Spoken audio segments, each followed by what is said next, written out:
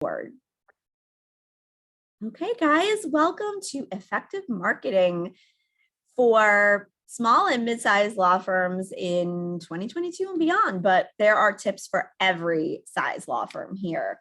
I geared this particularly towards small and mid-sized firms because I feel like the folks at those firms have to do more with less when it comes to money and time and resources, but there are things that, listen, who doesn't want to learn how to do more with less? And that will make you a superstar no matter where you are. Solo practitioners will learn, recruiters will learn, consultants will learn, and anyone at a big firm will also learn here, because there are things that we can all take away from, just changes in the market. I know we are all forever changed from COVID, and the way we consume information, the way we market ourselves has changed as well. Okay, so we're going to go through some stuff, some ideas. I am an ideas generator. One of my clients gave me an actual award at our holiday dinner this year for being an ideas generator. And what I give to you today is obviously like a lot of ideas. It's not meant to, I'm not meaning that you do all of these things. They're not for everyone. So take from this what makes sense for you, but it's meant to get your creative juices flowing and to just give you some things to think about. Okay. So again, you guys, I put some stuff in the chat. You'll see a link to my LinkedIn, my email newsletter, my LinkedIn newsletter. And again, I want you guys to think about creating one for your company, which is now available, and for yourselves. And there's also a link to a webinar I'm doing with Chris Fritsch on May 3rd. I probably will do another LinkedIn webinar in April as well. Okay. So this is me. For those of you who don't know me, I think you all know me. I was a magazine editor at Redbook Magazine, where I wrote the horoscopes, which is a joke because I'm not an astrologer. I also wrote a marriage column, which is also a joke because I wasn't married then and I'm still not married. And then I pivoted to legal marketing pretty randomly. And I've worked at all of these firms. And then I started my own business about 2 years ago, where I work for really only small and mid-sized firms now. And I work with legal service providers, recruiting firms, and I work with other companies, mostly in the legal space, I would say. And I love what I do. And I do a lot of social media trainings as well for all size firms and accounting firms. Okay, so that's me. I live in New York, and I have 2 puppies, French Bulldog puppies. They're very badly behaved, and they may make an appearance in this training.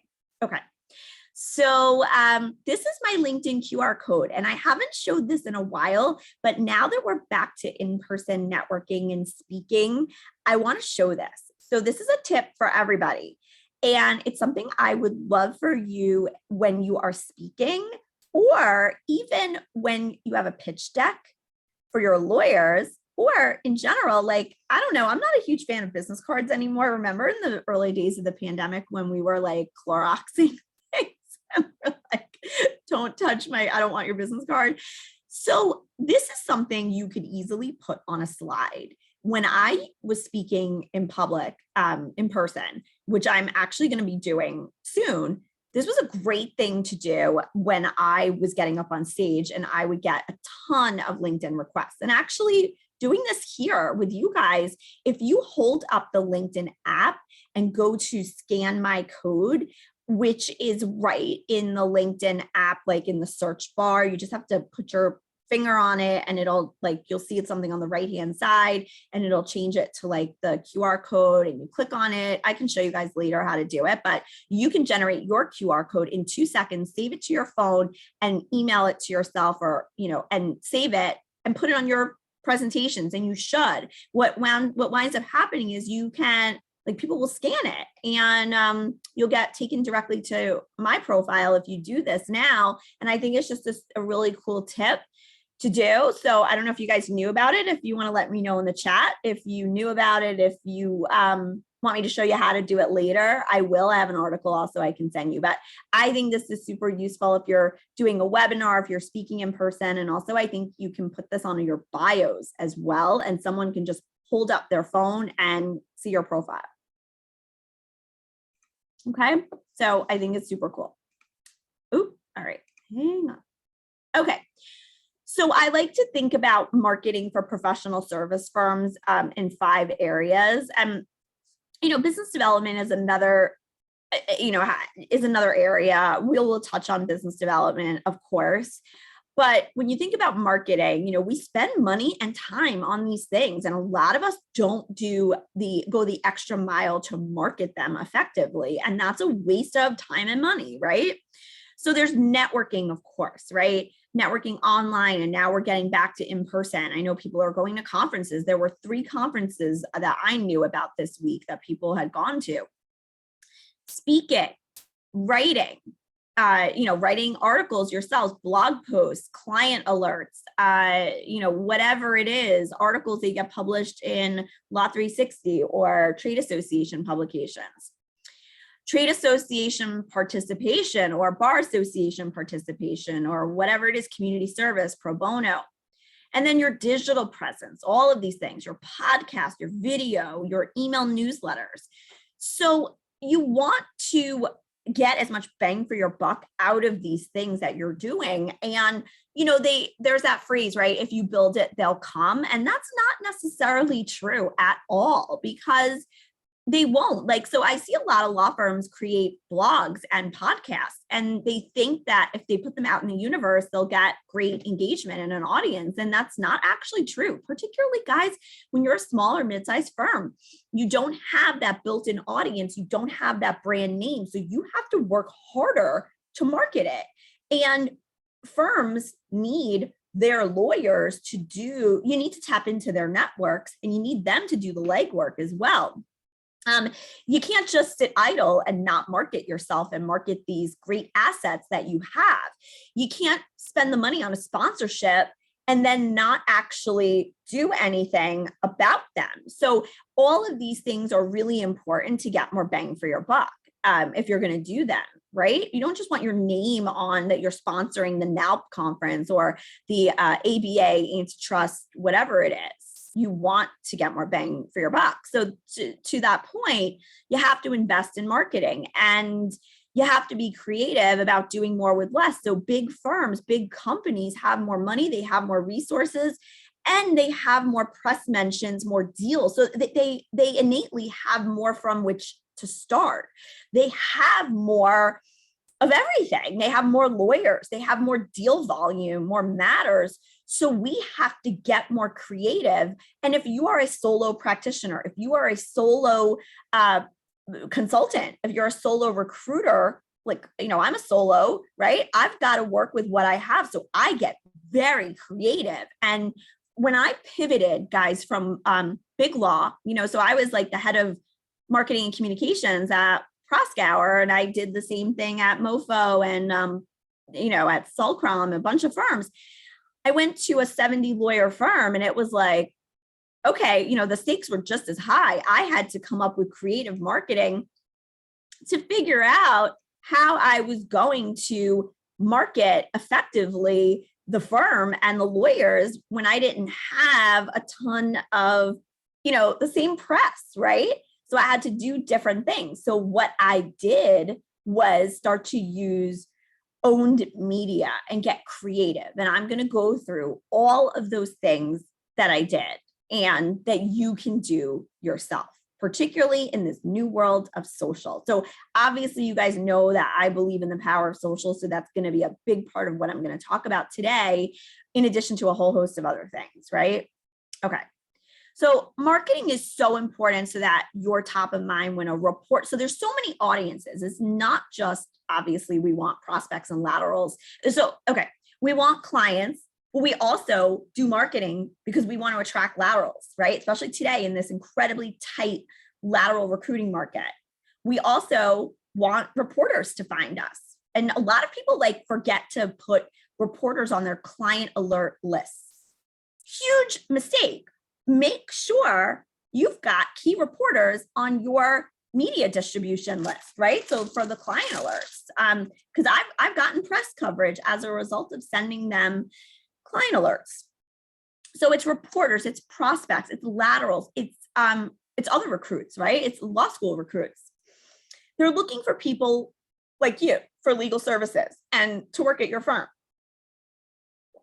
You also want good SEO. By the way, this is my third coffee. This is my third latte. I live in Manhattan and there is a Starbucks underneath my building. So it makes it really easy. So if you guys ever wonder why I have so much energy, that's why, okay? You want good SEO. We're going to talk about search engine optimization a lot today. So when someone does a Google search about your firm, your company, and your lawyers, you come up prominently. And guess what? Everyone's vetting you every day, whether you like it or not, they're Googling you. You can say like, oh, I don't care about that. You need to care about that. And, I talked last time I did a program like this, I talked about the importance of not letting your website become a crisis situation, because it's the first and most important,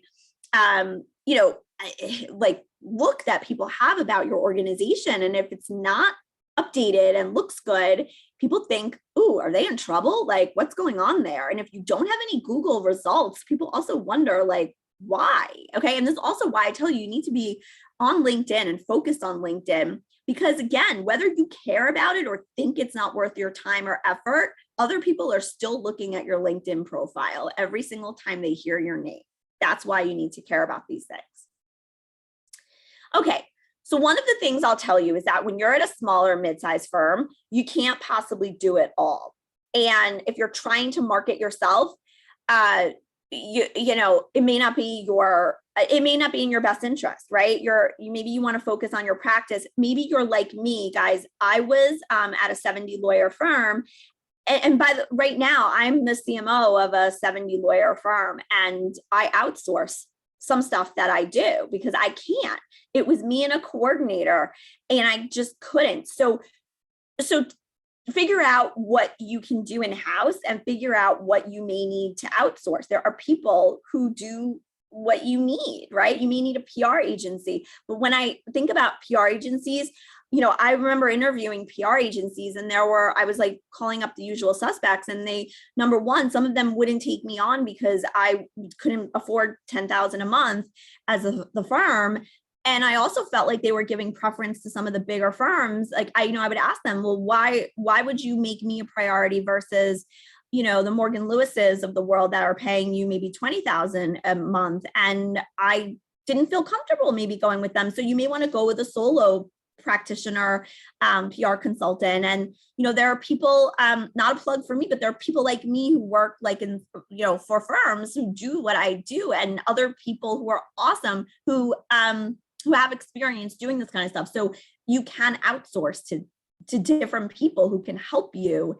And one of like those things you need to think about is a CRM system. Without a CRM system, every single thing I'm going to talk about is going to be moot. Okay.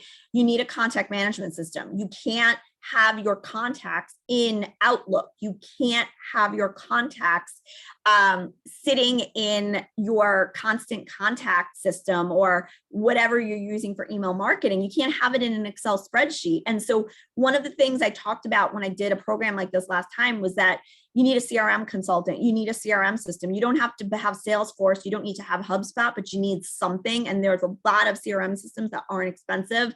I always tell people like who I use is Chris Fritch, and I'm happy to put you in touch with Chris, but she is the go-to person in this industry for CRM as a consultant, and she will help you find this. And she is a friend, and I highly recommend her. So I can connect the dots as like a general counsel to small firms and put you in touch with someone like Chris, who is amazing and can help. Okay. So here's the good news. Most firms don't know what they're doing, and that gives you a competitive advantage because that's a good thing, right? One of the other things I want to say is that you want to cultivate your referral sources. They have work, right? So all of these folks are people you should be thinking about, reaching out to more, right? And I'm going to talk about how content is the currency that helps you do that. All of these things. Solo practitioners, small firms, accounting firms, financial services firms, big firms, individuals close to retirement age who want to potentially give over their practices, right? Alumni networks, got to get involved in those. Your family and friends, really do actually want to help you. So sometimes you have to explain what you do in lay people's terms.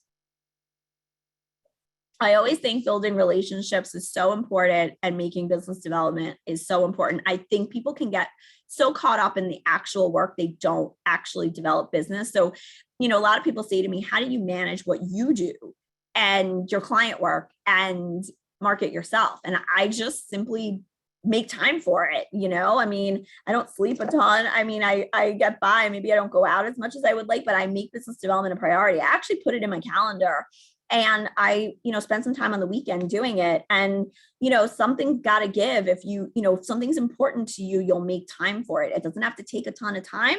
Maybe you want to buddy up with someone if it's something about writing an article, but, or hire someone to help you, but you got to make time for it if you want to do it. Okay. And so, like I said, it's really important when you're not a household name. You want people to remember you. And the way you do that is with content, in my opinion. And I think that word of mouth and referrals is the best way to get clients. So this is where the business development part comes into it.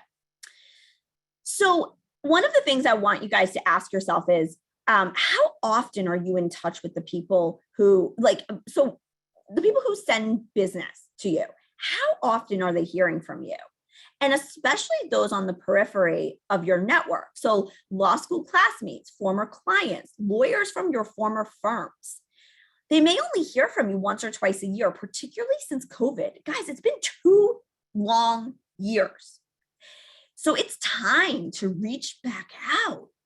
You need to be top of mind when someone is looking to refer business to you, or you want to hire somebody, right? It's really hard. 2 of my clients, they're mid-sized firms. They're getting, they just got 2 of their lawyers poached by big firms. That's a trend I'm seeing. I don't know if you guys are seeing that, but that's something I'm thinking is continuing into 2022, and they can't compete on the salary front. We know that. But this is where content marketing can come into play. So the idea here is to create content that educates, okay? And this goes without saying. So what do? So you write blog posts, client alerts, and articles on substantive legal topics of interest to your clients. These don't have to be long. In fact, they shouldn't be. 800 words, 1,000 words. They don't summarize what happened. They give a take on it. They tell your clients and prospects why it's relevant and important. Okay. And they have to have a good subject line. I rewrite client alerts every day because they're not good, and they need to be good. And even if you see a competitor writing about them, you still should write about them, because clients don't open up alerts from other firms. They care about what their counsel has to say about an issue. Okay. And we know that from studies of general counsel. I can tell you, I've heard that direct from in-house counsel.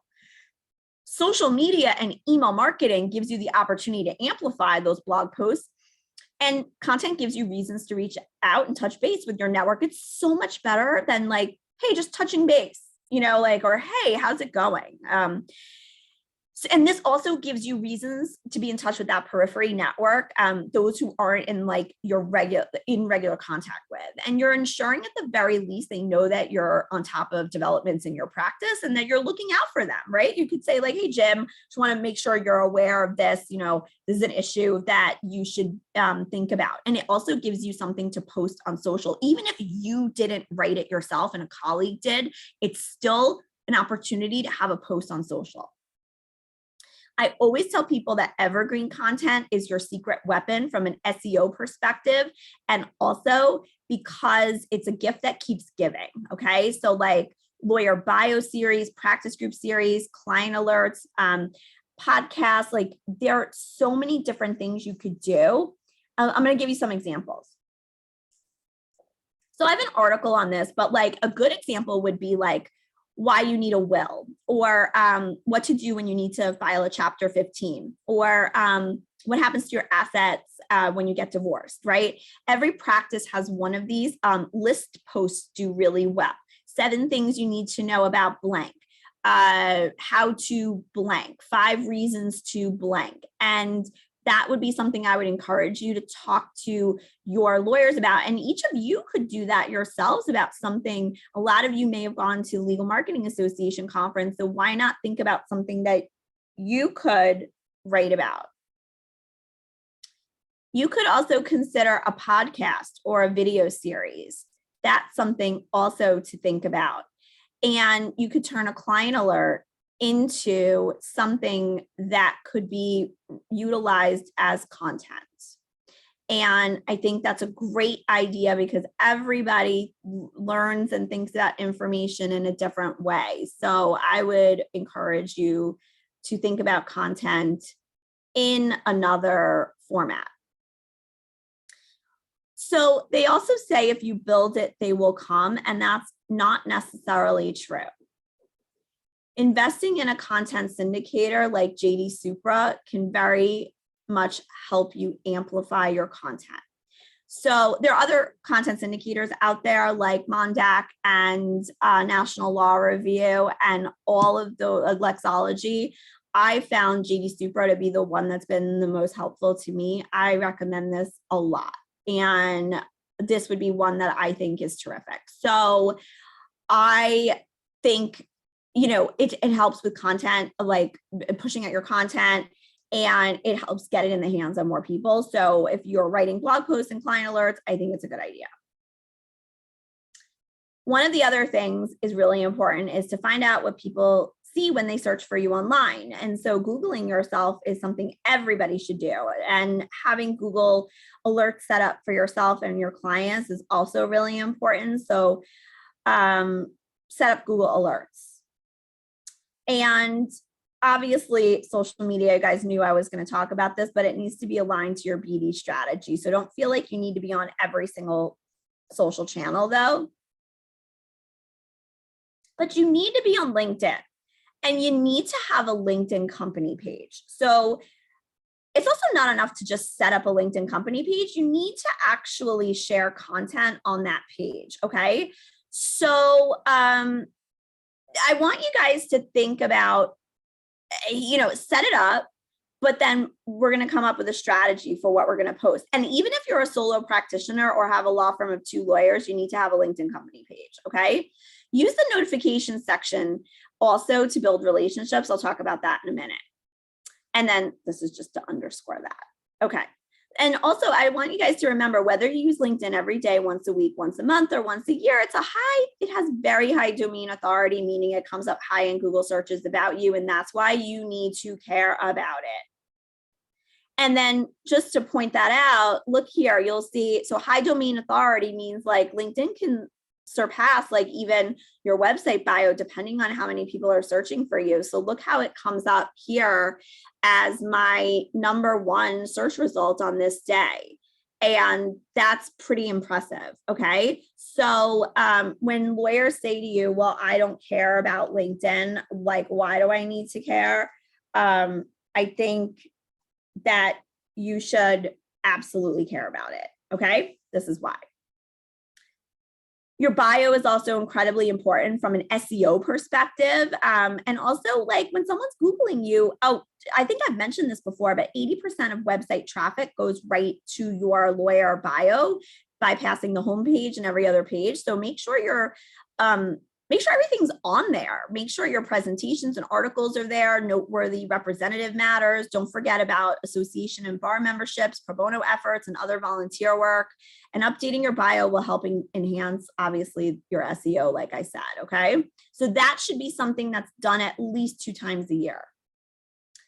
And I said this at the outset, but don't let your website get to a crisis situation. This is the first place prospects go to find out about you and your organization. SEO is also tied to the website, okay? So I see firms do this all the time. They enter in the bare minimum on their websites and they don't put in the required information.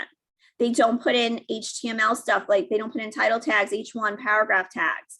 They don't do the ADA stuff. So if you don't have like the follow the Americans with Disability Act stuff, and you're in danger potentially of getting sued which is bad, by the way. Like, there are class actions about that. And if you are in employment law, you need to be really careful about this. So you need to at least make sure that you are in compliance with the very bare minimum of this of this act. Okay, so I'm not an expert in this, but there are talk to your website company about this. Keywords are really important on your website. And in my opinion, you need to have at least 300 words on your practice pages and your bios to make sure that they even rank, okay? Most CMS tools are built, if you have WordPress or if you have a proprietary CMS tool, you have a lot of these tools built in, but you're maybe not filling them out. So you should.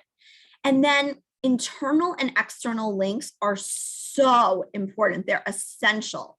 But make sure you're using a trustworthy and popular website for your links. So with internal linking, and then of course on-page and off-page SEO, let me talk about this. Okay, so linking. So you want to do internal linking. That means that you link to different pages on your site.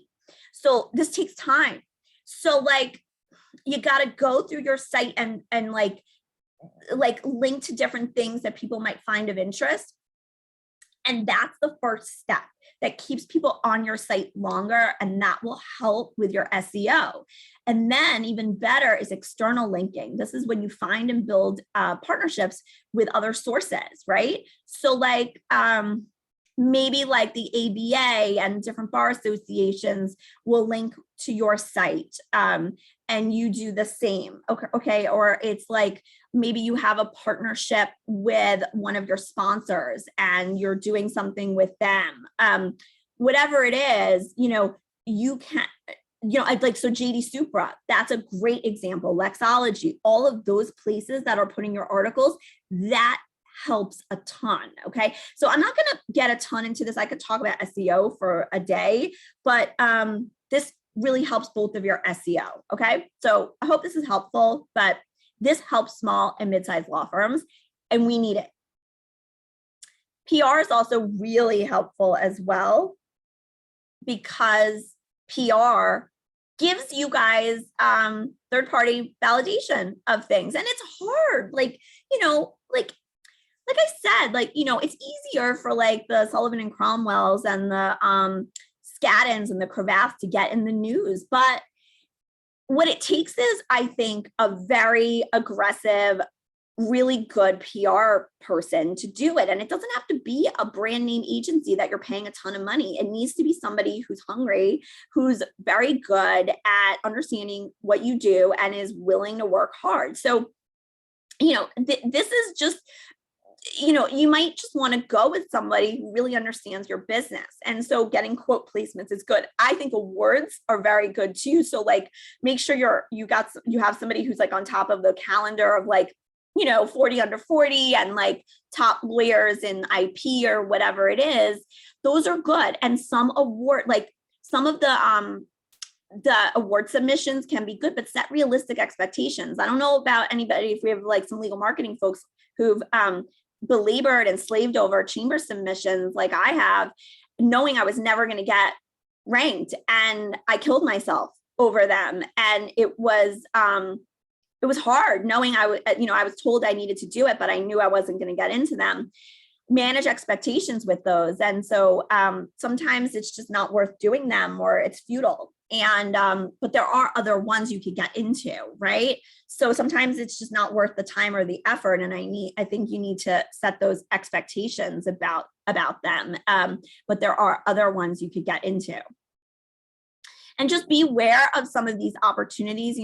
Listen, a bane of my existence is like super lawyers, especially when they go directly to the lawyers. Or by the way, guys, I was just named to the Lawyers of Distinction. And the funny thing about that is that I'm not a lawyer, which like cracks me up. So, I always like tell these organizations to contact me directly. Igor Alinsky from FirmWise has this list of spammy awards to watch out for. I can send you guys a link to it after, and it's great. And he has like this running list for years of the ones to look out for and beware of. And it's very worthwhile to look at. So just beware. You shouldn't have to pay for anything to get ranked. There's this other organization. They have a bunch of magazines. Some of them are in-house counsel magazines, and like Hispanic Executive is one of them. I think it's Guerrero Media. They basically like hold you hostage and say your client wants you to take out an ad and it's an exorbitant amount of money. Don't fall for it. Your client doesn't want you to do it. And I have an article on that too. And they really, really bother me because they make you feel like, you know, they go directly to the lawyer and make you feel like you have no choice, but you do have a choice. Okay, email marketing, so important.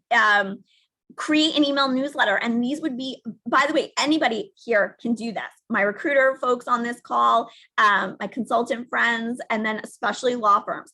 But most email newsletters are so me-centric, and they're so like firm awards, and we were recently named chambers and blah, blah, blah. Do it this way. Article snippets with links to your website or your blog, because again, you want to drive traffic to your website or blog. Recent case studies, but written in a way that it's congratulating your client and it showcases your lawyers and their contributions and the novel aspects of the matters, okay? Not we are, you know, so proud of blah, blah, blah, or we are the best firm for blah, blah, blah, okay? Rewrite it, make it humble bragging. Introductions to your lawyers. So get to know Stephanie Marone. She is a blah, blah, blah lawyer who practices in blah, blah, blah, and then do like a Q&A with her. She's a great lawyer, by the way, because lawyers of distinction said so. Community service pro bono work. Feature the good things you're doing for the community. Practice area news or legal updates. This is so great to do. Like, just focus on like a spotlight on your practices. I can't recommend that enough. And if you guys have any ideas, like other things that you put in your email newsletters, put them in the chat. I'd love to hear, and the rest of the group would love to know. Okay. So also be strategic with your sponsorships. Don't just give $5,000 away. Like, I always ask for speaking slots, and I usually get them, or ask for more passes or something. And I invite clients to come with us, or, you know, get something out of it. So, you know, don't feel like just because, you know, they've asked you to do something or whatever, or you're not a household name, that you just have to give them money to be associated with it. No, you still have the upper hand because they want your money. So get a speaking slot out of it, or do it later, you know, or ask for it next year, whatever it is. I ask for speaking slots all the time. PLI is another place. Like, so CLEs, all these things, like if you don't ask, you don't get it. What's the worst somebody could say? No. Okay, fine. To my next point, host your own. You know, by the way, I have my own webinar series. Like, I don't always get asked to speak at different places. Yeah, I'm speaking at a couple of conferences coming up, but when I don't get asked to do it, I run my own events, and law firms should do it. Even if you're not an accredited CLE provider, did you know that in most states, all you have to do is submit the PowerPoint and the accompanying materials in advance, and or not even in advance, sometimes you can do it later, and you can get CLE credit for it. And so not all the time do you even have to offer CLEs. Sometimes your clients aren't lawyers, right? So like, let's say you want to do a trust and estates webinar, or your clients are bankers. They don't need CLEs, so you don't even have to worry about it. Do a briefing on something, do a brown bag lunch. If you're, you know, if you're trying to appeal to millennials, then it's about, you know, managing your trust and estates, you know, your, you know, planning for the future. That's all you got to do, right? So some firms they're worried like no one's going to come. When you have a webinar, nobody knows how many people attended, and who cares? It's fine. You can send them the recording later, right? So I would just say, just like, stop worrying about that. And if your lawyers are worried about that, just tell them not to care, even like pre-record it. And so it's not live, and then send it off later on. Okay. I'm going backwards. Okay. And you can turn webinars into blogs. One of the things, you know, I take the show notes. So one of the tips that Chris Fritch actually told me is like, you can if you post a video to YouTube, and you click on the right of it with the 3 ellipses, once you post it, you can copy all of the text and turn it into a transcript and do a search and replace when you put it in Word and get rid of the paragraph breaks, which is like one of the coolest things I've ever seen. Okay. So I highly recommend that you do that. I also have like or one of the tools, I forget the name of it, but I take a lot of my webinars and then turn them into articles. So, you know, everybody learns differently, but it just gives you another way to repurpose your content. So this is just another way that you could do this. I'm going to turn this into an article when I'm done with it. Social media brand is so important. Like, so these are things that lawyers and firm can do. You can post about new lawyers joining, why they joined. So I like to do, Lowenstein has this really good series about like they revisit a lawyer when 90 days after they joined as a lateral. And I love that. Pro bono work, client successes, client testimonials. You don't have to put the name. Book recommendations. So like you could ask your lawyers like to give their favorite books. I think that's great. Start a book club, your speaking opportunities, articles, share clients' posts, anything else that showcases that you're at the top of your game. These are all the reasons why you should have a social strategy. That's for a different program, but I just included it here. And then obviously we know LinkedIn is where we should be. And just remember that high domain authority of LinkedIn, meaning you will come up really high in LinkedIn. And, you know, can you get business from LinkedIn? Yeah, you don't have to be a household name to do it. And 80% of leads come from social for businesses come from LinkedIn for law firms. This is the LinkedIn newsletter tab on the right. Okay, so this is a look at my LinkedIn company page, the one on the left. So after the hashtags on the right of the company page at the bottom, you'll see now a tab that says newsletter. And you'll be able to click there and start your company page newsletter. Okay. And I can walk you guys through that in a different program, but it's super easy to do. One of the other things, if you're working with a lawyer or yourself, guys, and you want to start creating content, I recommend you go and download all of your content by requesting a data download. And you go to get a copy of your data, and you'll see here, you request the whole thing. It takes about 48 hours. And all of the posts you've ever made since the dawn of time is in shares. Okay. And it comes in an Excel file. And then you can use that as the start of your content calendar.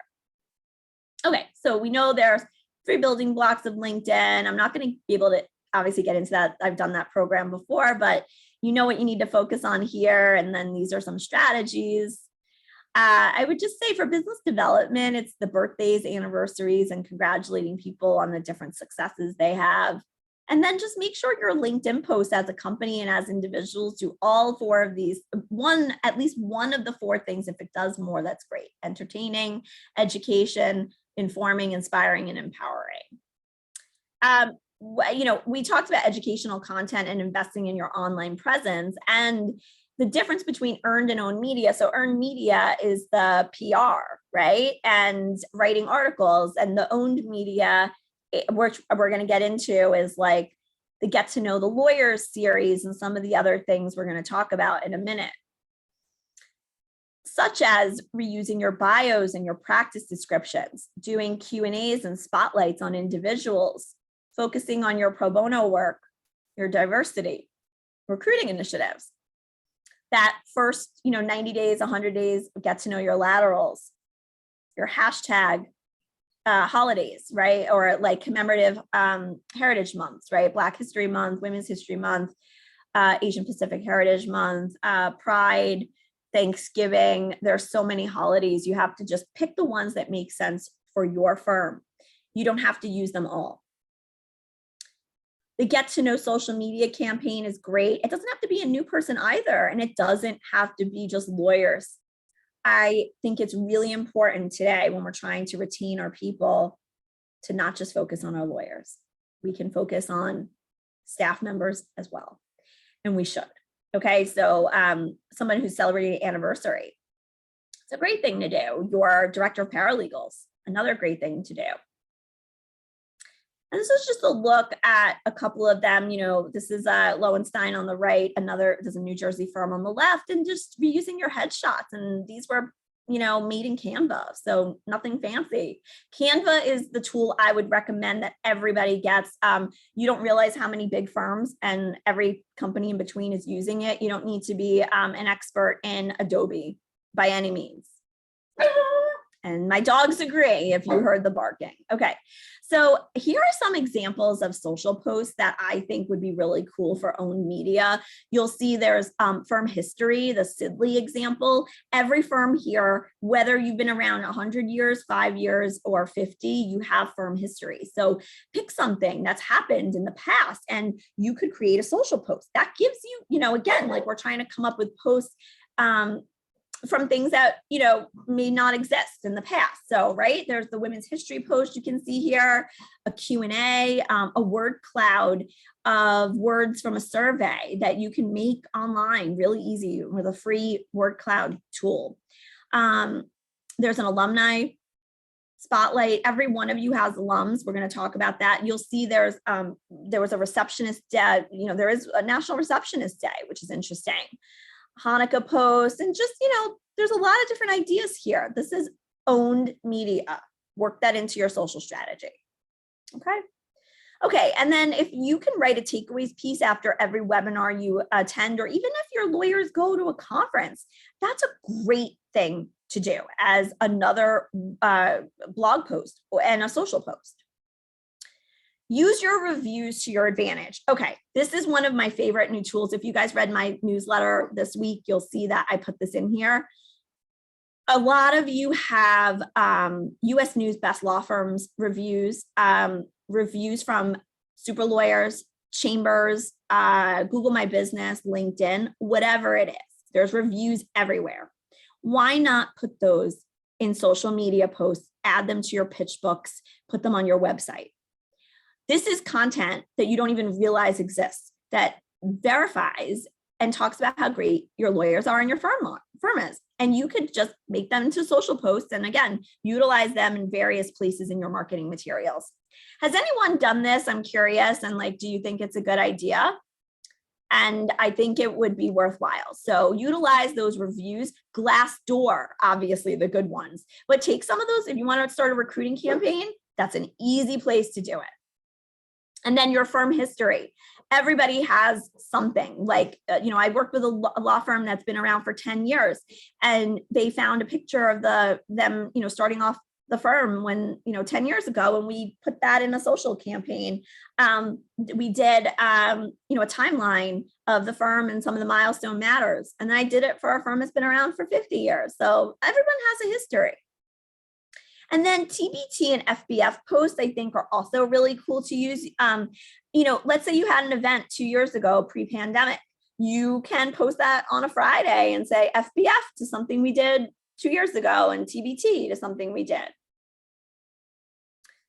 And then proactively manage your reviews. So small firms, sometimes, listen, you'll have a disgruntled client or someone who wasn't even a client. You need to go and make sure that you're managing those reviews to make sure that they are addressed and dealt with. So that's reputation management, but just take those and make sure you're dealing with them.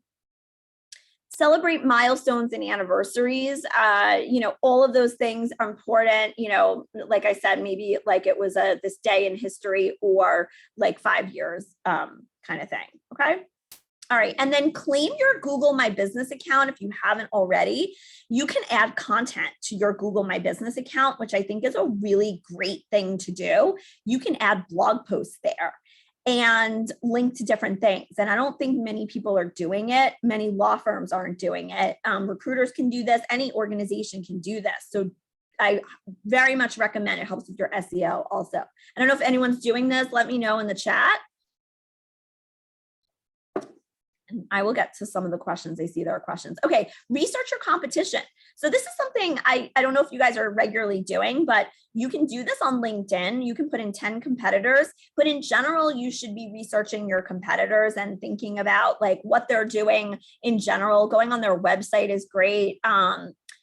Leopard Solutions offers some tools that you can use to research your competitors as well. So, your competitors might not even be firms of your size, or of course they could be bigger firms, but it's important to know where they're speaking, what they're writing about. You can look up what they're writing about on JD Supra, set up Google searches for them, but information is power. Repurpose your webinar content, turn it into blog posts, other content. You can turn a webinar, if it's, if you're a little creative, even into a podcast. And then, do you have a recruiting marketing strategy? This is something you should all think about. If, one mid-sized firm I work with doesn't have a career section of their website, I'm not talking about a careers microsite. I'm talking about a recruiting page. And the director of recruiting said that was a reason why she almost didn't come to the firm. So you need to make sure you have a section of your site that is careers, and that it speaks to staff recruiting and lawyer recruiting, and why people should work at your firm. And that it also links to opportunities at the firm. It's so important. So spend the time, write a page of copy. And if you don't have a diversity section, you need a diversity section.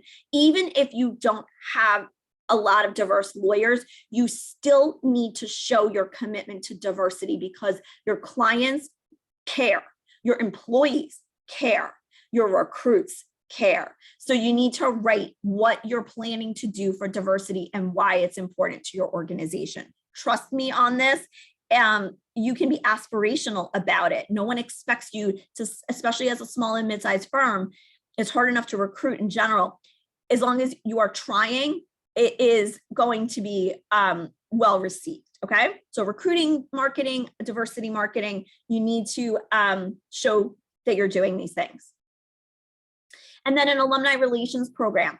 It doesn't matter if you are a firm that's been around for 20 years or 10 years, you have employees who left.